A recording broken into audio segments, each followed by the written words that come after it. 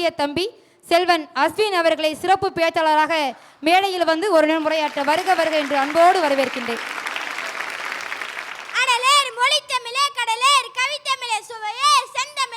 அனைவருக்கும் என சத்தான தமிழ் முத்தான வணக்கங்கள். அம்மாவுக்கு ஒரு பாட்டு, அப்பாவுக்கு ஒரு பாட்டு, பிறப்புக்கும் ஒரு பாட்டு, சிறப்புக்கும் ஒரு பாட்டு, ஏன் இறப்புக்குமே ஒரு பாட்டு, பசிக்கு ஒரு பாட்டு, பணத்துக்கு ஒரு பாட்டு, வாழ்வுக்கு ஒரு பாட்டு, அதுக்கு வழி சொல்ல பல பாட்டு. இப்படி எங்கு திரும்பி பார்த்தாலும் நமது கவிஞர் கண்ணதாசன் தத்துவ பார்வை மட்டுமே இருக்கும். கண்ணதாசன் தத்துவ பார்வை எனும் தலைப்பின் கீழ் வி அஸ்வின் கார்த்திக் என்னும் நான் சில கருத்துக்களை தங்கள் முன்கூற விளைகிறேன். கொலவெறி என்று கொலவெறி பாடுகளின் காலம் இது. ஆனால் பரமசிவன் கழுத்திலிருந்து பாம்பு கேட்டது, கருடா சௌக்கியமா? யாரும் இருக்கும் இடத்துல இருந்தால் எல்லாம் சௌக்கியமே, கருடன் சொன்னது. இப்படி வாழும் தத்துவத்தை பாடியவர் நமது கவிஞர் கண்ணதாசன். பூஜ்யத்துக்குள்ளேயே ஒரு ராஜ்யத்தை ஆண்டு கொண்டு புரியாமலே இருப்பான் ஒருவன், அவனை புரிந்து கொண்டால் அவன் தான் இறைவன். இப்படி கடவுள் எல்லோருக்கும் புரியும்படி காட்டுவது நமது கவிஞர் கண்ணதாசன் தத்துவ பாடல்கள் மட்டும்தான். காலுக்கு செருப்பில்லை என்பவனுக்கும் கவலை, ஆனால் நடக்க காலே இல்லை என்பவனுக்கும் கவலை. கஞ்சில் உப்பில்லை என்பவனுக்கும் கவலை, ஆனால் குடிக்க கஞ்சே இல்லை என்பவனுக்கும் கவலை. இதில் எது முக்கியம் என்று புரிந்து கொள்ளாமல் இருப்பது மிக பெரிய கவலை. அதைதான் உனக்கும் கீழே உள்ளவர் கோடி, நினைத்து பார்த்து நிம்மதி நாடு என்று கூறினார். மயக்கமா கலக்கமா என்னும் பாடல் மூலம் மக்களுக்கு தன்னம்பிக்கை விதைத்தார். வந்த நாள் முதல் பாடல் மூலம் வந்த மனிதருக்கு மாற்றத்தை கூறினார். குறுக்கு வழியில் வாழ்வு தேடிடும் என்னும் பாடல் மூலம் குறுக்கு வழியில் தீமையை கூறினார். தை பிறந்தால் வழி பிறக்கும் என்னும் பாடல் மூலம் தவித்தவர்களுக்கு ஆறுதல் கூறினார். அச்சம் என்பது மடமையடா என்னும் பாடல் மூலம் அச்சத்தை அகற்றி வீரத்தை விதைத்தார். போனால் போகட்டும் போடா என்னும் பாடல் மூலம் வாழ்வின் நிலையாம தத்துவத்தை கூறினார். வள்ளுவர் அறம் பொருள் இன்பத்தை கூறினார். ஆனால் நமது கவிஞர் கண்ணதாசர் அறம் பொருள் இன்பத்தோடு அருளும் சேற்றே கூறினார். கண்ணதாசன் உண்மையான பேர் முத்தையா.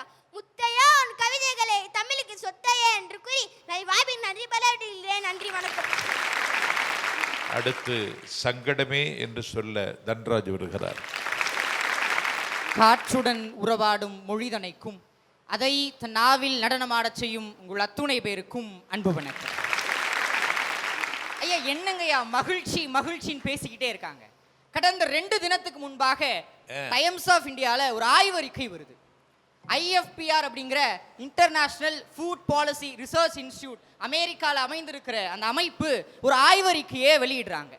இந்த மொத்த மக்கள் தொகையை 100% எடுத்துக்கிட்டோன்னா அதில் 21% மக்கள் ஊட்டச்சத்து குறைபாடு கொண்டவர்களாக இந்த இந்திய நாட்டிலே வளர்ந்து வருகிறார்கள் என ஆய்வறிக்கை சுட்டி காட்டுகிறது.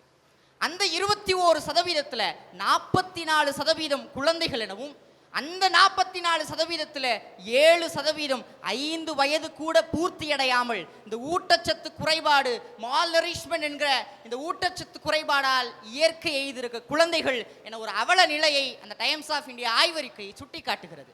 ஆக பிறக்கிற குழந்தைக்கு உண்ண உணவில்லாத இந்த திருநாட்டில்தான் சுதந்திர இந்தியாவில் சந்தோஷம் இருக்கிறது என எதிரி நண்பர்கள் பேசி வருகிறார். இன்னும் 2 வருடத்துல இந்த உலகத்திலேயே அதிக மக்கள் தொகை கொண்ட நாடு அப்படிங்கிற ஒரு அந்தஸ்தை இந்தியா பெற இருக்கிறது. அதற்கான வேலை செய்து கொண்டிருக்கிறார்கள். அதை யார் தடுத்தாலும் சரி விரைவில் அந்த அந்தஸ்து கிடைக்கும். ஆக அத்துணை பெரிய மக்கள் தொகைக்கு ஏற்பான உணவுப் பொருட்கள், தானியங்கள், அத்தியாவசிய பொருட்கள் இந்த இந்திய திருநாட்டில் இருக்கிறதா என்றால் இருக்கிறது. என்ன வளமில்லை இந்த திருநாட்டில் என ஒரு கவிஞன் பாடினான் அல்லவா, இருக்கிறது. ஆனால் அதை கொண்டு போய் சேர்க்க வேண்டிய கடமைகள் யாரிடம் இருக்கிறது? கொண்டு போய் சேர்த்த பொருட்கள் சரியானவர்களிடம் சேர்ந்ததா என பார்க்கின்ற கடமைகள் யாரிடம் இருக்கிறது என பெரிய கேள்விகளை எல்லாம் எடுத்து வைத்தால் இந்த அரங்கம் நிச்சயம் சுக்குநூறாகிவிடும். அதனால் தான் சொல்லுகிறேன், சுதந்திர இந்தியாவிலே தொடர்ந்து வாழ்க்கை சங்கடமாகத்தான் வருகிறது. ஐயா 1990கள்ல இந்தியாவையே உலுக்கிய ஒரு சம்பவம். ஆந்திர பிரதேச மாநிலத்துல ஏக்கர் கணக்குல, ஹெக்டர் கணக்குல நெல் சாகுபடி போயிட்டு இருக்கு. ஒரே ஒரு பூச்சிங்க, ரொம்ப பெருசுலாம் இல்லை, ரொம்ப இத்தினோண்டு இருக்கும், நெகம் சைஸ் இருக்கும், புகையான் அப்படின்னு. ஒரே ஒரு பூச்சி அந்த 4 வருட தொடர்ந்து சாகுபடியில ரொம்ப அமோகமா இருந்த மகசூல ஒரே வருஷத்துல 400 விவசாயிகளின் தற்கொலைக்கு காரணமாச்சல்லவா? அன்னைக்கு பாதிக்கப்பட்ட விவசாயம் இன்னைக்கு வரைக்கும் தத்தளிச்சுட்டு தான் இருக்கு. ஐயா நிறைய பேர் பேசுறாங்க, எல்லாருக்கும் கல்வி கிடைக்குது, எல்லாருக்கும் பேச்சுரிமை கிடைக்குது, எல்லாருக்கும் சொத்துரிமை கிடைக்குது அப்படின்னு. எல்லாமே இருக்கு, எல்லாருக்கும் இருக்கா அப்படிங்கிறது தான் இந்த மன்றத்தின் கேள்வி. சபாஷ். எல்லாமே இருக்கு, எல்லாருக்கும் இருக்கா? அடடா. சமீபத்தில் தமிழ்நாட்டுடைய நிதிநிலை அறிக்கை தாக்கல் செய்யப்பட்டது. அந்த நிதிநிலை அறிக்கையில சுட்டிக்காட்டப்பட்ட ஒற்றை விஷயம், ஒரு பெரும் தொகை, தமிழ்நாட்டினுடைய நிதிநிலை அறிக்கையிலே ஒரு பெரும் தொகை சமூக செயல்பாட்டிற்காக ஒதுக்கப்பட்டதாக அதில் இருந்தது. ஐயா நான் ஒரு பதிவை இங்க பதிவு செய்ய விரும்புகிறேன். கடந்த 2021 ஜூனிலிருந்து 2022 மேக்குள்ளாக அந்த ஒரு நிதியாண்டில் 36,031 கோடி, ₹1 ₹2 இல்லைங்க, 36,031 கோடி மதுபானத்தினால் தமிழ்நாட்டிற்கு வருமானம் கிடைத்துள்ளதாக அந்த ஆய்வறிக்கை சமர்ப்பிக்கிறது. கேள்வி என்னன்னா, அத்துணை மிகப்பெரிய தொகையை நமக்கு வருமானமாக ஈட்டி தருகிற ஒரு துறையை இப்படிங்கிறதுக்குள்ளலாம் மூடிட முடியாது. அப்படின்னு மூடிட்டா வாழ்வாதாரம் என்னாகிறது, தமிழ்நாட்டுடைய அடித்தட்டு மக்கள் என்னாகிறது? ஆக செயல்பாட்டிற்காக, சமூக செயல்பாட்டிற்காக எங்கெங்க நிதி ஒதுக்கப்படுது, தேவையானவர்களுக்கு அரிசி கொடுக்குது அத்தியாவசியம். ஒரு பிற்படுத்தப்பட்ட சமூகத்தில், ஒரு குக்கிராமத்தில் இருக்கிற வீட்டில் இருக்கிற மாணவர்களை கல்வி சாலைக்கு அழைத்து செல்வது அத்தியாவசியம். ஆனால் அவர்களை எல்லாம் தள்ளிவிட்டு தேவையில்லாதவர்களுக்கு தேவையான பொருள்களை கொடுப்பதுதான் இந்த சுதந்திர இந்தியாவிலே சங்கடத்திற்கு முதல் காரணம். ரொம்ப பேர் பேசுனாங்க பேச்சுரிமைன்னு. ஐயா ஒரு ஜனநாயகம், ஒரு மக்களாட்சினா எது தெரியுமா? அதோட உண்மையான வெற்றி, ஒருத்தர் தவறு செஞ்சாருன்னா அதை சுட்டி காட்டணும். ஜனநாயகத்தின் அடிப்படை அழகு எதிர்க்கட்சி. ஒரு ஆளுமை கட்சி தவறான வழியில் நடத்தும் பொழுது அதை தட்டி கேட்க வேண்டிய உரிமை எதிர்க்கட்சிக்கு மட்டும்தான் இருக்கு. ஆனால் ரொம்ப ரூம் போட்டு யோசிப்பாங்க போலங்க. இந்த ஓம் பிர்லா அப்படிங்கிற மாண்புமிகு சபாநாயகர் அவர்கள் ஜூலை 17ஆம் தேதி அனைத்து கட்சிகளுக்கு ஒரு கூட்டம் அழைப்பு விடுக்கிறார். நம்முடைய நாடாளுமன்ற குளித்தொடருக்கு முன்பாக ஒரு அழைப்பு விடுக்கிறார். அதற்கு முன்பதாக ஒரு கோப்பு வெளியாது. நல்லா பாருங்களேன், யோசிச்சிருக்காங்க உட்கார்ந்து. எதையெல்லாம் எதிர்க்கட்சி கேள்வி கேட்பாங்களோ, ஊழல், தவறா வழிநடத்தப்படுகிறார், சொல்லப்படாது, நாடகம் ஆடுறாங்க, இந்த நாடே சரியில்லை, கேவலம், இப்படிங்கிற எதெல்லாம் எதிர்க்கட்சி இந்த நாட்டை திருத்துவதற்காக பயன்படுத்துமோ அந்த சொல்லலாம் கஷ்டப்பட்டு தேடி டிக்ஷனரி பார்த்து ஒரு வேர்டு விட்டா கண்டுபிடிச்சிருவாங்கன்னு சினானமெல்லாம் சேர்த்து வச்சு ஒரு ஆய்வறிக்கையா வெளியிடுற இந்த நாட்டில் பேச்சுரிமை இருக்குன்னு சொல்லி நம்மளால பேச முடியுமா? அதனால தான் சொல்லுறேன், சுதந்திர இந்தியாவில் மக்கள் இன்னும் வரைக்கும் கஷ்டப்பட்டு தான் இருக்காங்க. ஐயா எல்லாமே இருக்குங்க ஐயா, சுவாசிக்க காத்து இருக்கு, சாப்பிட உணவு இருக்கு, அருந்துறதுக்கு நீர் இருக்கு. ஆனா எல்லாருக்கும் இருக்கா? எல்லாத்தையும் கூறு போட்டு விற்கிற இந்த ஜனநாயகத்தில் சொன்னாங்க தங்கை, கல்விக்காக மடிக்கணினி தரோம், மிதிவண்டி தரோம், சீருடை தரோம். எத்தனையோ நாட்டில் கல்வியே இலவசமா கொடுக்கும் பொழுது இத்துணை பெரிய ஜனநாயகத்தில் ஏன் அது முடியும்? ஆக காற்றை, உணவை, சுவாசத்தை எல்லாத்தையும் கூறு போட்டு விற்கிற இந்த ஜனநாயகத்திலே மக்கள், சுதந்திர இந்தியாவிலே மக்கள் சங்கடத்துக்குத்தான் உள்ளாயிருக்கிறார்கள் என்று என்னுடைய வாய்ப்பை முடிக்கிறேன். நன்றி, வணக்கம். தன்ராஜ் அழுத்தம் திருத்தமாக பேசுகிறார், ஆணித்தரமாக சிந்திக்கிறார். ஒரு மிகப்பெரிய தேடலும் வேட்கையும் தன்ராஜ் இடத்தில் இருக்கிறது. ஹிந்துஸ்தான் டைம்ஸில் வந்த புள்ளி விவரத்தை அள்ளி எடுத்து உங்களுக்கு அவர் தந்திருக்கிறார். வேளாண் பொறியியல் அண்ணாமலை பல்கலைக்கழகத்தின் மாணவன் தன்ராஜ். இப்படியே சிந்தித்தால், சிந்தனையை செயலுக்கான களமாக மாற்றி களமாடினால் தன்ராஜ் தலைமை தாங்குகிற இடத்திற்கு வருவான் என்பவரை வாழ்த்தி கூர்ந்து கவனிக்கிறார். நாடாளுமன்றத்தில் எதையெல்லாம் பயன்படுத்தக்கூடாதுன்னு ஒரு சபாநாயகர் பேசுகிறார். அவருக்கு பேர் பிர்லா. ஒரு சபாநாயகர்னா அதுக்கு ஒரு மரியாதை இருந்துச்சு. ஒரு காலத்தில் மவுலாங்கர்னு ஒரு சபாநாயகர் இருந்தார். அவர் நேருவிற்கு உதவியாளராக இருந்தார். நேரு ஷெர்வானி ட்ரெஸ் போடுவார். அந்த ட்ரெஸ் அவர் கலட்டுகிற பொழுது, கலட்ட எத்தனிக்கிற பொழுது பக்கத்தில் வந்து நின்று அதை கலட்டி மாட்டுவார். நேரு தலை வார்வதற்கு சீப்பெடுக்க போகிறான்னு தெரிஞ்சோன்னா சீப்பெடுத்து கையில் கொடுப்பார், வாருவார். நேரு வீட்டிலிருந்து வெளியேறி அலுவலகத்துக்கு புறப்படுகிறார் என்று சொன்னவுடனே அவருடைய காலடி எடுத்து அவருடைய காலில் அணிந்து கொடுப்பார். அவருக்கு பேர் மவுலாங்கர். ஒடுக்கப்பட்ட சமூகத்தை சார்ந்தவர். அவர் நாடாளுமன்றத்தின் சபாநாயகராக நேருவால் உட்கார வைக்கப்பட்டார். அந்த சபாநாயகர் 5 ஆண்டு திட்டங்கள் குறித்து விவாதிப்பதற்கு நேருவை சந்திக்க வேண்டும் என்று கருதுகிறார். நேருவுக்கு செய்தி கிடைத்தவுடனே நேரு சொல்லுகிறார், 5 ஆண்டு திட்டங்கள் குறித்து நாடாளுமன்றத்தினுடைய பேரவைக்கு ஒரு ஊழியனாக வேலை செய்தவர், அவர் என் மாளிகைக்கு வருவது மரபல்ல, அவருடைய மாளிகைக்கு நான் தான் போக வேண்டும் என்று மவுலாங்கருடைய மாளிகையை தேடி நேரு போகிறார். இப்படி ஒரு மரபு இருந்த நாடு இந்த நாடு. தம்பி தன்ராஜ், இது போன்ற செய்திகளை எல்லாம் தேடுங்கள், கண்டடைவீர்கள்.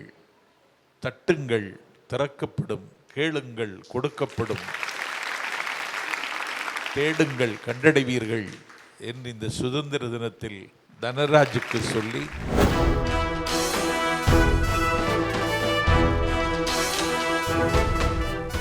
சந்தோஷமே என்று சாதிக்க வருகிறார் வேதமுத்து. எங்கள் வாழ்வும் எங்கள் வளமும் மங்காத தமிழென்று சங்கே முழங்கு, சங்கே முழங்கு, சங்கே முழங்கு. உலகமெங்கும் உள்ள வேந்தர் தொலைக்காட்சிக்கும் இது உங்கள் மேடை இந்த நிகழ்ச்சியை தொகுத்து வழங்கி கொண்டிருக்கக்கூடிய ஐயா அவர்களுக்கும் சுதந்திர தின விழாவிலே கலந்திருக்கின்ற அனைத்து பெருமக்களுக்கும் முதற்கண் வாழ்த்துக்களையும் வணக்கத்தையும் தெரிவித்துக் கொண்டு, திருப்பதினா லட்டு, கன்னியாகுமரினா முக்கடல், திருப்பாச்சினா அருவா, குற்றாலம்னா அருவி, விருதுநகர்னா வீச்சு புரோட்டா, ஸ்ரீவில்லிபுத்தூர்னா பால்கோவா, கோவில்பட்டினா கடலை மிட்டாயி, தூத்துக்குடினா உப்பு, மானாமதுரைனா மல்லிகைப்பூவு, அதுக்கப்புறம் வாடிப்பட்டினா தவுளு, கொடைக்கானல்னா பேரிக்காய், பழனினா பஞ்சாமிர்தம், திண்டுக்கல்னா பூட்டு, மணப்பாறைனா முறுக்கு, உறையூர்னா சுருட்டு, தஞ்சாவூர்னா கதம்பம், திருவாரூர்னா தேரு, நாகப்பட்டினம்னா கோலா மீன், வேதாரண்யம்னா உப்பு, பட்டுக்கோட்டைனா பாட்டு, மாயவரம்னா கருவாடு, ஆலங்குடினா நிலக்கடலை, காரக்குடினா இட்லி, கும்பகோணம்னா வெத்தலை, பண்ருட்டினா பலாப்பழம், குடியாத்தம்னா நொங்கு, பட்டமடனா பாயி, அரியலூர்னா கொத்தமல்லி, பெரம்பலூர்னா வெங்காயம், கரூர்னா கொசுவலை, ராசிபுரம்னா நெய், நாமக்கல்னா முட்டை, சேலம்னா மாம்பழம், வலுவா இருக்குதியா இரும்பு, மேட்டூர்னா அணை, நீலகிரினா தைலம், ஊட்டினா வரிக்கி, பள்ளிப்பாளையம்னா சிக்கனு, கோயம்புத்தூர்னா மில்லு, திருப்பூர்னா பனியனு, ஈரோடுனா மஞ்சள். இப்படி சிறப்பு உள்ள இந்த மண்ணில் வாழ்றது எனக்கு எவ்வளவு சந்தோஷமா இருக்கு தெரியுமா? இதை விட வேற என்ன சந்தோஷம் வேணும் என் அருமை தாய்மார்களே? இன்றைக்கு ஆணும் பெண்ணும் சமம்தான் என்று சொல்வதற்கு ஒரு எடுத்துக்காட்டு என்னவென்றால், ஒரு சாதாரண குடும்பத்தில் 1958 ஒரு சாதாரண குடும்பத்தில், ஒரு பழங்குடியின குடும்பத்தில் பிறந்த ஒரு பெண் ஒரு கவுன்சிலராக வெற்றி பெற்ற பணி சிறப்பாக இருந்ததால் அந்த பணியை சிறப்பாக எம்எல்ஏ என்ற ஒரு சட்டமன்ற பணியை கொடுத்து, அதிலும் சிறப்பாக செயல்பட்டு போக்குவரத்து துறை என்ற ஒரு அமைச்சர் பதவியும் அந்த மாநிலத்திலே கொடுத்து, அந்த பணியை சிறப்பாக செய்ததற்காக நீலகண்டா என்ற ஒரு தமிழகம் மாதிரி ஒரு சிறப்பு விருது இருக்குது அந்த மாநிலத்திலையும். அங்க அந்த மாநிலத்தினுடைய சிறப்பு விருதை ஒரு அமைச்சர் சிறப்பாக செயல்பட்டார் அப்படிங்கிற ஒரு சிறப்பு விருதையும் பெற்று, அந்த விருதுனால ஒரு மாநிலத்தினுடைய ஆளுநராகவும் போய் அந்த பணியவும் சிறப்பாக செய்தார். அந்த பெண்மணி ஒரு துடிப்புமிக்க பெண்மணி, சாதிக்க பிறந்த பெண்மணி. அந்த பெண்மணி அந்த பணியவும் பார்த்து இந்த நாடு அவரை அழைத்தது. வாமா திருமகளே, இந்த நாட்டை ஆள வருமகளே வாமா என்று சொல்லி இன்றைக்கு இந்தியாவினுடைய முதல் குடியரசுத் தலைவராக ஒரு பெண்மணி அமர்ந்திருக்கிறார் என்றால், இதை விட ஒரு சமத்துவம் வேணுமா? ஏற்கனவே பெண்மணிகள் இருந்திருக்காங்க சார். பிரதிபா பாட்டீல் இருந்திருக்காங்க. இவங்க ஒரு பழங்குடியின பெண். ஆமாங்கய்யா. நம்ம சங்கடமா இருக்கிறோம்னு சகோதரி சொன்னாங்க. ஐயா அருமை சகோதரி தங்கச்சியை பார்த்து நான் கேட்கிறேன், அந்த சங்கடத்துக்கு யாரு காரணம்? நீதானே. 18 வயசு ஆனா வாக்களிக்கக்கூடிய உரிமையை கொடுத்தது இந்த தேசம். ஒரு கணவன் மனைவி கணவன் இறந்தாக்க உடனே உடன்கட்டை ஏறணும்னு சொன்ன காலம் போய் இன்னைக்கு கணவன் இறந்தாலும் மனைவி இறந்தாலும் உன்னால் சாதிக்க முடிந்தால் சாதி என்று சொன்னதுக்கு ஒரு ஆதாரம் தான் இன்றைக்கு குடியரசுத் தலைவராக இருக்கக்கூடிய ஜனாதிபதி திரௌபதி முர்மு அவர்கள். அவருடைய கணவர் இறந்துட்டாரு, பிள்ளைகளே இறந்துட்டாங்க. ஆனா அவரு அந்த அம்மா சாதிக்க முடியும், மக்களுக்கு நல்லது செய்ய முடியும் என்ற ஒரு சிந்தனை இருந்ததுனால தான் இன்றைக்கு இந்த மண்ணையும் இந்த தேசத்தையும் காக்க வந்திருக்கிறாங்க. அதை மனசுல வச்சுக்கோங்க அருமை சகோதரி அவர்களே. இன்னொன்று சொல்றேன், இன்னைக்கு எத்தனையோ பேர் இன்னைக்கு இன்னைக்கு 200 கோடி 300 கோடி இன்னைக்கு சம்பாதிச்சுக்கிட்டு இருக்கிறாங்க. மக்களுக்கு நல்லது செய்யணுங்கிற ஒரு சிந்தனை உள்ளவங்க குறைவு. ஏன்னா இன்னைக்கு நான்லாம் ஒரு பாராளுமன்ற எம்பியை பார்த்தே நான் நடு ரோட்டில் மறியல் பண்ணி கேட்டேன். ஏன்னா நான் படித்த படிப்புக்கும் ஐயா உங்கள்ட்ட சொல்றேங்க ஐயா, 3 இன்டர்வியூக்கு நான் போயிருக்கிறேன். 3 இன்டர்வியூல செலக்ட் ஆயிட்டேன். ஆனா இன்ன வரைக்கும் செலக்ஷனுக்கான இது வராம இருக்கு. காரணம் என்ன தெரியுங்களா? என்ன முடிச்சிருக்கீங்க? நான் BA political science ID welding முடிச்சுட்டு BA பொலிட்டிக்கல் சயின்ஸ் படிச்சிருக்கேங்க. கண்ட்ராக்ட் வேலைக்கு போனேன். அங்க போனப்ப என்னைய பார்த்து சொன்னாங்க எல்லாமே சரியா இருக்கு, ஹைட்டு வெயிட்டு சர்டிபிகேட் எல்லாம் கரெக்டா இருக்குனாங்க. சரின்ட்டு நான் சரியா இருந்தேன். அதுக்கப்புறம் வந்துட்டியும் இன்னொரு வேலை ஒன்று கிடைச்சுங்க. தமிழ்நாடு நுகர்பொருள் வாணிப கழகத்தில் எனக்கு ஆய்வாளர் பணி கிடைத்தது. அதுக்கு இன்டர்வியூக்கு போனேன். அந்த பணியவும் போயிட்டு எல்லாம் சர்டிபிகேட்லாம் பார்த்துட்டு சொல்றேன் தம்பின்னாங்க. லாஸ்டா சென்னை ஹைகோர்ட்ல எனக்கு இன்டர்வியூ வந்துருந்துச்சு. மாவட்ட வேலைவாய்ப்பு அலுவலகத்திலிருந்து சென்னை ஹைகோர்ட்ல வேலைவாய்ப்பு வந்திருக்குமே எனக்கு மிகப்பெரிய மகிழ்ச்சி. உயர்நீதிமன்றத்தில் வேலை கிடைச்சுன்னா ஏழ்மைகளுக்கு உதவி செய்யணும், நல்ல தீர்ப்பு பக்கம் நம்ம உதவி செய்யணும்னு நினைச்சுக்கிட்டு இருந்த இந்த நேரத்தில் எனக்கு என்ன தெரியுமா சொன்னாங்க, தம்பி சொல்றேன் அப்படின்ட்டு போனாங்க. இந்த 3 வேலை வாய்ப்பிலுமே இருந்த அதிகாரிகள் சரியில்லை. ஆனால் அதில் இருந்த ஒரு சில அதிகாரி சொன்னாருங்க, உங்களை போலவே எனக்கு உங்க மேலே எனக்கு மதிப்பு இருக்கு, ஏன்னா நீங்க எப்படி பேசுவீங்கன்னு எனக்கு தெரியும். அந்த மாதிரி ஒரு அதிகாரி சொன்னாரு, தம்பி நான் நேர்மையா இருக்கிறேன், என்ன போல ஒரு நல்ல அதிகாரிகளும் இருக்கிறோம், நல்ல அரசியல்வாதிகள் இருக்கிறாங்க, அதனால நீ என்றைக்கா இருந்தாலும் வாழ்விலே மேலே வருவ, அதுக்கு உன் தன்னம்பிக்கைக்கு வாழ்த்துக்கள்னு சொன்னாரு. அதே போலதான் இன்னைக்கு சூர்யாங்கிற ஒரு நடிகர், எத்தனையோ நடிகர்கள் இன்னைக்கு பணத்துக்காக சம்பாரிச்சுட்டு போறவங்களுக்கு மத்தியில் சூர்யாங்கிற நடிகர் அகரம் அப்படிங்கிற ஒரு அறக்கட்டளை ஆரம்பிச்சு படிக்க வசதி இல்லாத ஏழை எளிய மாணவர்களையும் படிக்க வச்சு இன்ஜினியரா டாக்டரா வக்கீலா எத்தனையோ இடத்துல அவரை கொண்டு போய் இன்னைக்கு அவருடைய பேரு உயிர் இருக்கிற வரைக்கும் சூர்யா அண்ணா என் உயிர் அப்படின்னு சொல்ற அளவுக்கு வாழ்ந்துகிட்டு வர்றாருன்னா இவரு தான் என் மனுஷன். சுதந்திர இந்தியாவிலே மகிழ்ச்சியான வாழ்க்கை சந்தோஷமான வாழ்க்கை தான் என்று சொல்லி வேந்தர் தொலைக்காட்சிக்கும் ஐயா அவர்களுக்கும் நன்றி கூறி விடைபெறுகிறேன். நன்றி, வணக்கம். வேதமுத்து வெல்டிங் முடிச்சிட்டு பொலிட்டிக்கல் சயின்ஸ் BA முடிச்சிருக்கார். 3 நேர்காணலில் தகுதி இருந்தும் அவருக்கு வேலை கிடைக்கவில்லை. அதற்கு என்ன காரணம் என்று நான் சொன்னால் இது அரசியலாகிவிடும். இப்படி நிறைய வேதமுத்துகள் நாட்டில் இருக்கிறார்கள். ஆனால் இவ்வளவு வாய்ப்புகள் மறுக்கப்பட்டதற்கு பிறகும் வாசல்கள் அடைக்கப்பட்டதற்கு பிறகும் வேதமுத்து தன்னம்பிக்கையோடு தலை நிமிர்ந்து நிற்கிறான் என்றால் வேதமுத்துவுக்கு பல்லாண்டு பாடுகிறேன். வேதமுத்து முயற்சித்தால் உப்புக்கல்லை வைரமாக்க முடியும், அதை செய்யுங்கள் என்று சொல்லி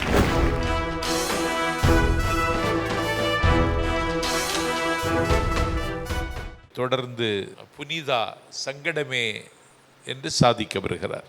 அனைவருக்கும் வணக்கம். பிறப்பவனுக்கு பசும்பால் இல்லை, வாலிபவனுக்கு வசதி இல்லை, திறமை இருந்தும் வேலை இல்லை, கல்வி கற்றவனுக்கு வேலை இல்லை, கற்புக்கு பாதுகாப்பு இல்லை, ஊழல் இல்லா நாடு இல்லை, விவசாயத்திற்கு தண்ணீர் இல்லை, மருத்துவத்தில் திருப்தி இல்லை, மாசு இல்லா நாடு இல்லை, உழவனுக்கு உறக்கம் இல்லை, ஓடுகின்ற நதிகள் இங்கு இல்லை, சட்டத்தில் சத்தியமில்லை, சட்டத்தில் சத்தியமில்லை, டாஸ்மார்க்கில் கூட்டம் குறையவில்லை, சுதந்திர இந்தியாவில் வாழ்க்கை சந்தோஷமாக இல்லை, இதுதான் நம் நாட்டின் அவல நிலை. சுதந்திர இந்தியாவில் டாஸ்மாகில் கூட்டம் குறையவில்லை. ஐயா சந்தோஷம் சந்தோஷம் பேசுறாங்களே, ஒவ்வொரு நாட்டுக்கும் ஒவ்வொரு ஊருக்கும் ஒவ்வொரு சிறப்பு இருக்குன்னு நம்ம அண்ணா சொன்னாரு. இப்ப அந்த சிறப்பு இருக்கா, அந்த சிறப்பு பாதுகாக்கப்படுதா அப்படின்னு கேட்டா அது ஒரு கேள்விக்குறியா தானங்கய்யா இருக்குது. அது மட்டும் இல்லாம இன்னைக்கு சொன்னாரு திருப்பூர்ல அவ்வளோ வேலை இருக்கு, பனியன் கம்பெனியில வேலை இருக்கு அப்படின்னு சொல்லிட்டு. பனியன் கம்பெனியில வேலை செய்யக்கூடிய தொழிலாளர்களுடைய நிலைமையை பத்தி புத்துமன் அப்படின்னு சொல்லக்கூடிய ஒரு நாவல்ல சுப்ரபாரதி மணியன் அப்படிங்கிற ஒரு எழுத்தாளர் எழுதுறாரு. என்ன தெரியுங்களா, நாலு முழுக்க காலையில இருந்து சாயந்தரம் வரைக்கும் நாங்க வேலை பார்ப்போம், இருந்தாலும் எங்களுக்கு கூலி குறைவு தான். அந்த இடத்துல எங்களுக்கு அடிபட்டாலோ கை போனாலோ கால் போனாலோ கேட்க நாதி இல்லை. அது கேட்கறதுக்கு ஒரு குரல் இருந்தா எங்க சமுதாயமும் முன்னேறும் அப்படின்னு சொல்லி அவர் எழுதியிருப்பாருங்கய்யா. அப்படி இருக்கக்கூடிய ஒரு சமுதாயத்துல எப்படிங்கய்யா இன்றைய சுதந்திர வாழ்க்கை சந்தோஷம் நம்மளால சொல்ல முடியும்? சங்கடமா மட்டும்தாங்கய்யா இருக்குது. ஐயா, அன்னைக்கு நம்ம நாட்டுக்கும் இன்னைக்கு இருக்கிற நம்ம நாட்டுக்கும் எந்த ஒரு வித்தியாசமும் இல்லைங்கய்யா. அன்னைக்கு எப்படி இருந்துச்சுன்னா அந்நியர்களின் கையில வந்து நம்ம நாடு இருந்துச்சு. ஆனா இன்னைக்கு நம்ம நாடு எப்படி இருக்குது அப்படின்னா அநியாயத்தினுடைய கையில இருக்குதுங்க ஐயா. அநியாயத்தினுடைய கையில இருக்கக்கூடிய நாடு எப்படிங்கய்யா சந்தோஷமா இருக்க முடியும்? இன்னைக்கு உணவில்லாம கூட 3 நாள் இருந்துடலாங்கய்யா அப்படின்னு ஒரு ஆய்வு சொல்லுது. நான் சொல்லலைங்கய்யா, ஒரு ஆய்வு சொல்லுது. ஆனா தண்ணீர் இல்லாம யாராலும் இருக்க முடியாதுங்கய்யா. ஒரு நாளைக்கு 6 லிட்டர்லேருந்து 7 லிட்டர் வரைக்கும் தண்ணீர் குடிக்கணும்னு சொல்கிறாங்கய்யா. ஆனால் இன்னைக்கு குடிக்கக்கூடிய தண்ணி 1 லிட்டர் பாட்டிலுடைய விலை 35 ரூபாய்ங்கய்யா. குடிக்கக்கூடிய தண்ணிக்கே நம்ம இன்னைக்கு விலை கொடுத்து வாங்கக்கூடிய நிலைமையில நம்ம இருக்கோம். என்ன வளமில்லை இந்த திருநாட்டில், ஏன் கையை ஏந்த வேண்டும் வெளிநாட்டில் அப்படின்னு சொல்லிட்டு ஒரு கவிஞர் எழுதியிருப்பாருங்கய்யா. ஆனால் குடிக்கே தண்ணி இல்லை அப்படின்னா, நம்மளுடைய தாகம் தணிக்கிறதுக்கே இங்கே வழி இல்லை அப்படின்னா எப்படிங்கய்யா இந்த நாட்டில் மக்கள் சந்தோஷமா இருந்துட முடியும்? சங்கடமான வாழ்க்கையை மட்டும்தாங்கய்யா வாழ முடியும். சாதி ஒழிப்புன்னு நம்ம பேசிட்டு இருக்கோங்கய்யா. இன்னைக்கு சமூகத்தில் இருக்க மிகப்பெரிய கொடிய நோய் என்ன அப்படின்னா சாதி மட்டும்தாங்கய்யா. 30 கோடி முகமுடையாள் உயிர் மெய்ப்புற ஒன்றுடையாள் செப்பு மொழி 18 இனி சிந்தனை ஒன்றுடையாள் அப்படின்னு பாடினார் நம்ம கவிஞர் பாரதி. ஆனா 30 கோடி மக்கள் இருந்தாலும் சிந்தனை ஒன்னா இருக்கணும்னு சொன்னாங்க. அன்னைக்கு நம்ம சமுதாயம் எப்படி இருக்குதுன்னு பார்த்தா பெத்த பிள்ளையே சாதிக்காக ஆணவ படுகொலை செய்யக்கூடிய நாடு நம்ம நாடுங்கய்யா. அப்படி இருக்கக்கூடிய இந்த நாட்டுல எப்படிங்கய்யா நம்ம சந்தோஷமா தான் இருக்கோம் நம்மளால பேச முடியும்?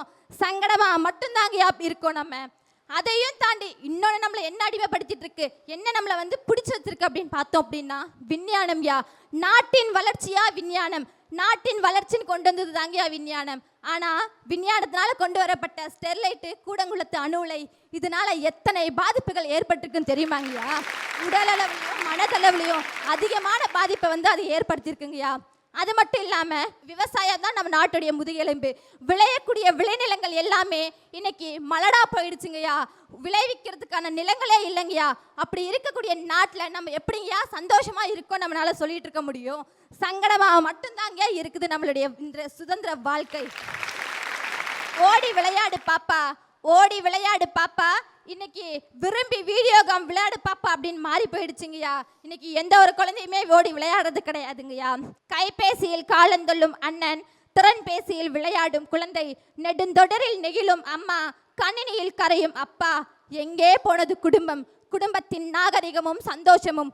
விண்ணை தொடும் விஞ்ஞானம் என்பார்கள் ஐயா, விண்ணை தொடும் விஞ்ஞானம் என்பார்கள். அது விண்ணை தொடவா இல்லை நம் மண்ணை அழிக்கவா என்று தெரியவில்லை ஐயா.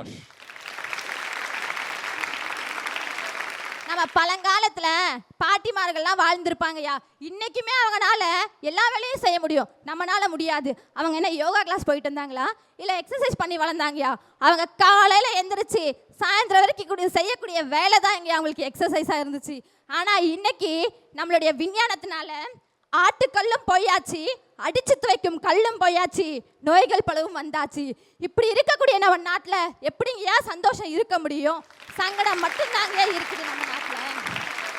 ஐயா, விடிந்ததும் தீபாவளி அப்படின்னு சொல்லிட்டு நான் ஒரு கதையை படித்தேன் ஐயா. கதையை தான் படித்தேன். என்ன அப்படின்னா, ஒரு தொழிலாளி ரயில்வேல வந்து கொடி காட்டுற வேலையை பார்த்துட்டு இருப்பாருங்கய்யா. கொடி பார்த்துட்டு இருக்கிறவரு மது குடிப்பார், அதிகமாகவே மது குடிப்பார். அதனால ஓவர் டைம் வேலையை போட்டு விட்டுருவாங்கய்யா. நீ மது குடிச்சு தூங்கிக்கிட்டு இருந்த, அதனால நீ வேலை பார்க்கல, நீ ஓவர் டைம் வேலையை பாருன்னு போட்டு விட்டுருவாங்கய்யா. அவங்க குழந்தைங்க 2 பேரும் அவங்க அம்மாட்ட கேட்டுக்கிட்டு இருக்காங்க, அம்மா அப்பா விடிஞ்சதும் வந்துருவார் இல்லைம்மா? இல்லை, இன்னைக்கு வந்து பகல் வேலைக்கு தான்டா போயிருக்காரு அப்பா, அதனால நைட்டே நம்ம வீட்டுக்கு வந்துருவாரு, தீபாவளியை நம்ம கொண்டாடலாம் அப்படின்னு அம்மா சொல்லுவாருங்கய்யா. ஆனால் அவர் சரியாக வேலை பார்க்காம மது குடிச்சிட்டு தூங்கிட்டு இருந்த காரணத்தினால அவருக்கு ஓவர் டைம் வேலையும் போட்டாங்கய்யா. விடிய விடிய அவர் வேலை பார்க்கணும், விடிய விடிய அவர் வேலை பார்த்தாரு. எப்படி தெரியுமாங்கய்யா பார்த்தாரு? நல்ல குடிபோதையில வேலை பார்க்கும்போது தவறி ரயில்வே பாதையில விழுந்துருவாருங்கய்யா. அவர் மேலே வந்து 4-5 ரயில் ஏறி போயிருங்கய்யா. அப்பயே குழந்தைங்களுக்கு தெரியாம காத்துக்கிட்டு இருக்காங்க, அப்பா வருவாரு அப்பா வருவாரு அப்பா வருவாருன்ட்டு. இப்படி தாங்கயா இருக்கு நம்மளுடைய சமுதாயத்தின் நிலை. எத்தனையோ குடும்பத்துல அப்பா வருவாருன்னு காத்துக்கிட்டு இருக்க குழந்தைங்களுடைய நிலைமை என்னங்கயா ஆகுது? என் குடும்பத்திலே இந்த நிலைமை நடந்திருக்குதுங்கய்யா. அப்பாவோட தம்பி எங்க சித்தப்பா, அவருக்காக அவங்க வீட்டில் பொண்ணு 2 பசங்க காத்துக்கிட்டு இருப்பாங்க இல்லைங்கய்யா. அதே மாதிரி தாங்கய்யா அப்பாவுக்கு உடம்பு சரியில்லை, ஹாஸ்பிட்டலுக்கு கூப்பிட்டு போனாங்க. திரும்பி அப்பா வந்துருவாரு என் தம்பிங்கெல்லாம் காத்துக்கிட்டு இருந்தாங்கய்யா. ஆனால் அவர் வருஷம் ஃபுல்லாக நாள் கணக்கு தினமும் மது குடிச்ச அந்த காரணத்தினால அதோட விளைவு எங்கே தெரியுமா கொண்டு போய் விட்டுச்சு? 4 மாதத்துக்கு முன்னாடி என் சித்தப்பா இறந்துட்டாருங்கய்யா. குடும்பத்தை பார்த்துக்க ஆள் இல்லை, அந்த நிலைமையில தாங்க எங்கள் குடும்பம் இருக்குது. அப்படி இருக்கும்போது இந்த மாதிரி எத்தனையோ குடும்பங்களை வந்து குடும்பத்துடைய வாழ்க்கையை வந்து அழிச்சிருக்கு மது. இப்படி இருக்கும்போது எந்த ஒரு சந்தோஷத்துமே நம்ம நாட்டில் நம்மளால வந்து அனுபவிக்க முடியல. இது எல்லாமே தெரிஞ்சு நம்ம ஏன் சந்தோஷம் தான் இருக்குன்னு சொல்லிட்டு இருக்கோம் தெரியலங்கய்யா. இப்போ கடல்ல முத்து கிடைக்குது அப்படிங்கிறதுக்காக கடலே முத்துக்கடலா மாறிடாதுங்கய்யா. ஒரு சில சந்தோஷத்துக்காக நம்மளுடைய வாழ்க்கை எல்லாமே சந்தோஷமா தான் இருக்குன்னு சொல்லிட முடியாது இல்லைங்கய்யா. எனவே இன்றைய சுதந்திர வாழ்க்கை சந்தோஷமாக கிடையாது, சங்கடமாக தான் இருக்கிறது என்பதை ஆணித்தரமாக கூறி வாய்ப்புக்கு விடைபெறுகிறேன். நன்றிங்க.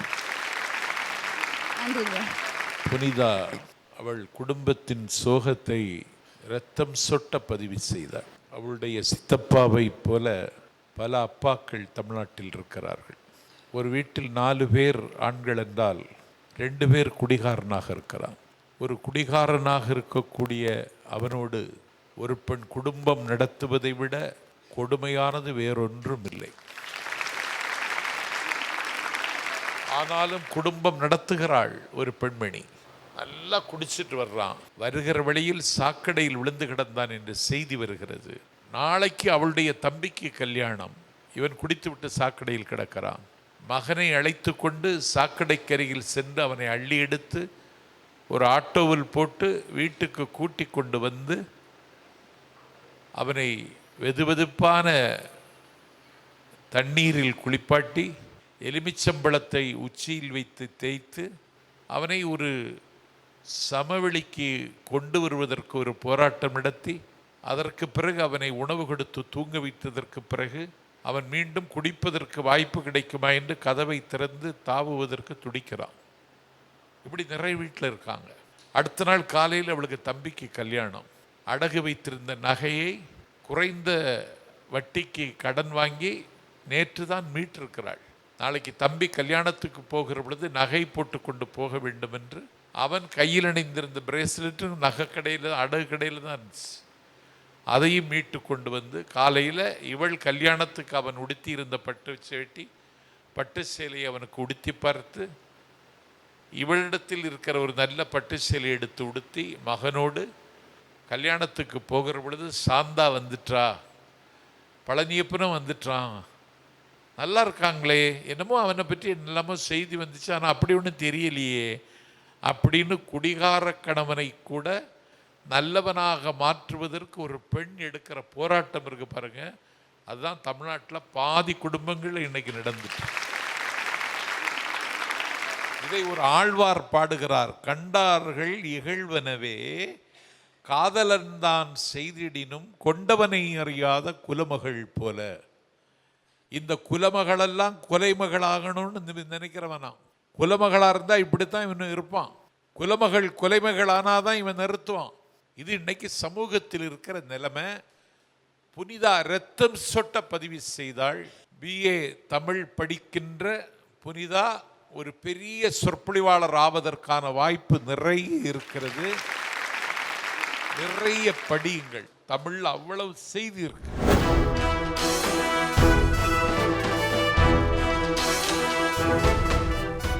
பேர் பேசிட்டாங்க. சங்கடம்னும் சந்தோஷம். விடுதலை பெற்ற இந்தியாவில் சங்கடம்னு தீர்ப்பு தந்தால் அது என்ன நெகட்டிவாக போயிடும். நம்பிக்கையோடு தான் நாட்களை நகர்த்தணும். ஒரு சுதந்திர இந்தியாவை பெறுவதற்கு நம்முடைய முன்னோர்கள் அவ்வளவு தியாகம் செய்தார்கள். ஒரு தியாகத்தை உங்களுக்கு நினைவூட்டுகிறேன். நான் தான் வைஸ்ராய் என்று முடிசூடி கொண்டான் பகதூர் ஷா என்பவன். எங்கள் ஆட்சி நடந்து கொண்டிருக்கிற பொழுது நீ வைஸ்ராயா என்று அந்த பகதூர் ஷா என்கிற வைஸ்ராயாக முடிசூட்டி கொண்டவனை கைது செய்து கையில் விலங்கிட்டு நாய் இழுத்து வந்ததைப் போல இழுத்து சிறைச்சாலையில் கொண்டு மாமன்னர் பகதூர் ஷாவை அடைத்தார்கள். அவர் எனக்கு பசிக்கிறது, எனக்கு பிரேக்ஃபாஸ்ட், எனக்கு காலை உணவு தாருங்கள் என்று பிரிட்டிஷ் போலீசாரிடம் கேட்டார். காலை உணவு ஒரு தாம்பாளத்தில் துணி வைத்து மூடி, இதோ உன்னுடைய பிரேக்ஃபாஸ்ட் என்று கொடுத்தார்கள். பசித்த பகதூர் ஷா அந்த துணியை விலக்கிவிட்டு பார்த்தால் வெட்டப்பட்ட அவருடைய 2 புதல்வர்களின் தலை அந்த தாம்பாளத்தில் இருந்தது. பகதூர் ஷாவை பற்றி எத்தனை பேருக்கு தெரியும்? சுதந்திரத்திற்கு சம்பந்தமில்லாதவர்கள் கொடியேற்ற சொல்லுகிறார்கள். ஆனால் சுதந்திரத்திற்கு தலையை தார்ந்தவர்கள் இந்த மண்ணில் தலை கவிழ்ந்து நிற்கிறார்கள். ஒரு அங்குல நிலம் பிரிட்டிஷ் ஏகாதிபத்தியத்திற்கு தர முடியாது என்றான் பகதூர் ஷா. நாடு கடத்தப்பட்டான். எங்கே? மியான்மர். அன்றைக்கு அது ரங்கூன். நாடு கடத்தப்பட்ட இடத்தில் அங்கேயே நோவுற்றவர் இறந்தார். அவரை அடக்கம் செய்தது எங்கே? மியான்மரில், ரங்கூனில். ஒரு அங்குலம் நிலம் தர முடியாது என்று சொன்ன பகதூர் ஷாவுக்கு, 2 புதல்வர்களை விலையாக தந்த பகதூர் ஷாவுக்கு 6 அங்குல நிலம், 6 அடி நிலம் இந்த மண்ணில் கிடைக்கவில்லை. இந்தியாவினுடைய விடுதலை காந்தியின் அகிம்சை தீர்மானிக்காதென்று இந்தியன் நேஷனல் ஆர்மியை தொடங்கி கடல் கடந்த நாடுகளில் ஜெர்மனி, சுவிட்சர்லாந்து போன்ற நாடுகளில் பாசறை அமைத்து பாடி வீடுகள் தயார் செய்து இந்தியன் நேஷனல் ஆர்மிக்கு சதை வடிவம் தந்த சரித்திர நாயகன் நேதாஜி சுபாஷ் சந்திர போஸ் ரங்கூனுக்கு சென்ற பொழுது பகதூர் ஷாவனுடைய அடக்கத்தலத்தில் நின்று ஒரு பிடி மண்ணை அள்ளி தன்னுடைய துப்பாக்கி குழலுக்குள் போட்டுக்கொண்டு, உன்னுடைய வைராக்கியமும் உன்னுடைய ஊக்கமும் எனக்கு கடந்தா, விடுதலைக்கு போராடப் போகிறேன் என்று அந்த அடக்கத்தலத்தில் நின்றவர் கையேந்தினார். இந்தியாவின் இளைய தலைவர் என்று பேசப்பட்ட ராஜீவ்காந்தி ரங்கூனுக்கு சென்ற பொழுதும் அந்த அடக்கத்தலத்தில் நின்று அஞ்சலி செலுத்தினார். பகதூர் ஷா செய்த தியாகம் யாருக்கும் தெரியாது. இன்றைக்கு வெத்து வேட்டுகள், வித்தார கள்ளர்கள், விளம்பர பைத்தியங்கள் சுதந்திரம் என்று சொல்லிக்கொண்டு போடுகிற நாடகத்தை பார்க்கவும் கேட்கவும் சகிக்கவில்லை. ஆனால் இங்கே 8 பேர் பேசினார்களே, நம்பிக்கையில், எதிர்காலம் குறித்த கனவில் சங்கடங்கள் இருக்கிறது என்றும் சந்தோஷம் இருக்கிறதும் என்றும் இங்கே பந்தி வைத்த எல்லா செய்திகளும் முத்தான செய்திகள். இந்த இளைய வயதில் வேந்தர் தொலைக்காட்சி நீங்கள் பேசுவதை பதிவு செய்கிறது. உலகம் முழுக்க இருக்கிற தமிழர்கள் இதை நாளைக்கு பார்ப்பார்கள். உங்கள் முகம் அவர்கள் கண்ணில் தெரியும் என்பதை விட உங்கள் முகம் அவர்களுடைய நெஞ்சில் ஓவியமாக மலரும். எதிர்காலத்தில் யார் இந்த புனிதா, யார் இந்த வேதமுத்து, ஓ வேந்தர் தொலைக்காட்சியில் பேசின தன்ராஜ் இவன்தானா என்று நாடும் ஊரும் உங்களுக்கு நாளை நலம் விசாரிக்கும்.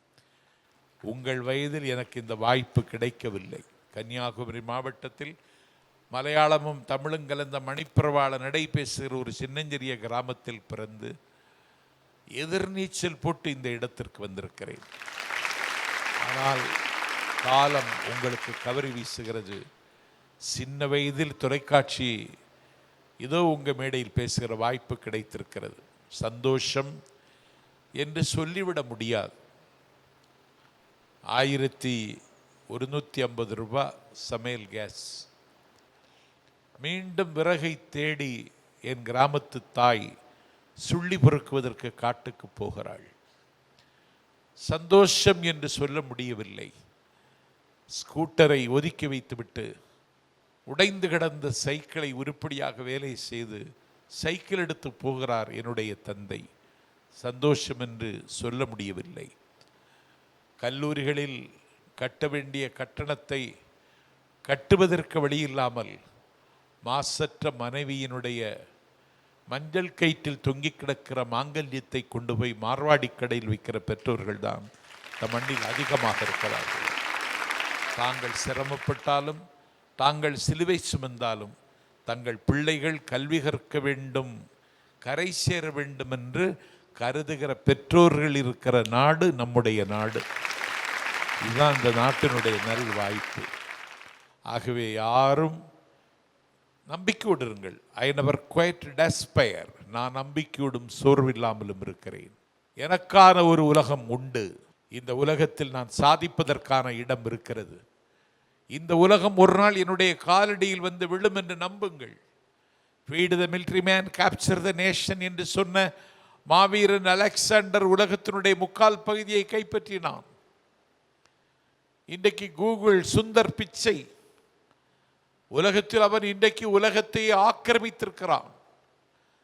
ஆகவே இந்த நாட்டில் ஒரு கண்விழிக்காத கிராமத்தில் பிறந்த நீங்கள் கரை சேர முடியும் என்பதை விட நீங்கள் காசினியை ஆள முடியும். சந்தோஷமாக இருக்கிற சூழல் இல்லாமல் இருக்கலாம். என்னுடைய தந்தை ஒரு மளிகை கடை வைத்திருந்தார். வசதியான குடும்பம் தான். நான் கல்லூரிக்கு செல்லுகிற பொழுது PHS2 என்று ஒரு பேருந்தில் தான் கல்லூரிக்கு செல்வேன். நான் படிக்கிற காலத்தில் மாதம் 37 ரூபாய் பேருந்துக்கு கன்செஷன் டிக்கெட். வசதி மிகுந்த தந்தையே எனக்கு 37 ரூபாய் தான் தருவார். 1 ரூபாய் கூட அதிகம் தரமாட்டார். அது அந்த கன்செஷன் டிக்கெட்டை வாங்கிட்டு போய் எங்கள் அப்பாட்ட நான் காமிக்கணும். அவ்வளவு கட்டுப்பாடோடு வளர்ந்தேன். அதனால் நான் கரை சேர்ந்தேன். கட்டுப்பாடு எந்த குடும்பத்தில் பிள்ளைகளுக்கு விதிக்கப்படுகிறதோ அந்த குழந்தைகள் சுதந்திரமாக இருப்பார்கள். எந்த குடும்பத்தில் குழந்தைகளுக்கு சுதந்திரம் கொடுக்கிறீர்களோ அந்த குழந்தைகள் எதிர்காலத்தில் கட்டுப்பாடு இல்லாமல் காணாமல் போய்விடுவார்கள். ஆகவே குழந்தைகளுக்கு செல்லம் கொடுக்காதீர்கள். அவர்கள் கேட்பதையெல்லாம் வாங்கி கொடுக்காதீர்கள். இது ஒரு நுகர்வு கலாச்சாரத்தில் நம்மை பீடித்திருக்கிற ஒரு நோய். இது ஒரு மால் கல்ச்சர், இது ஒரு ஃபாஸ்ட் ஃபுட் கல்ச்சர். இந்த கல்ச்சரில் இருந்து விடுபட்டு நம்முடைய தேவைகளை குறைச்சிக்கிடணும். செகண்ட் ஏசியில் டிக்கெட் போட்டேன் நாகர்கோவிலிருந்து சேலம் வர்றதுக்கு, கிடைக்கல. உடனடியாக சுதாகரித்து கொண்டு தேர்ட் ஏசியில் டிக்கெட் போட்டுட்டேன். அந்த நிமிடத்தில் போடலைன்னா நான் சேலம் வந்திருக்க முடியாது. செகண்ட் ஏசியில் தான் பயணிப்பேன் என்று வைராக்கியத்தோடு இருந்தால் நான் வந்திருக்க மாட்டேன். கிடைக்கிற வாய்ப்பை பயன்படுத்தி கொள்வது தான் புத்திசாலித்தனம். கிடைக்கிற ஆயுதங்களை எடுத்து போராடுவது தான் வாழ்க்கை. அப்படி போராடியவர்களே சாதித்திருக்கிறார்கள். ஆகவே சங்கடங்கள் இருந்தாலும் சந்தோஷம் என்கிற சமவெளிக்கு வருவதற்கு இடையராதும் தடையராதும் மடையராதும் உழையுங்கள். உங்கள் உழைப்பில் தான் இருக்கிறது வெற்றியும் விளைச்சலும் என்று இந்த நேரத்தில் பதிவு செய்து இந்த அரங்கத்தை இந்த அளவோடு நிறைவு செய்து அனைவருக்கும் என்னுடைய சுதந்திர வாழ்த்தை காணிக்கையாக்கி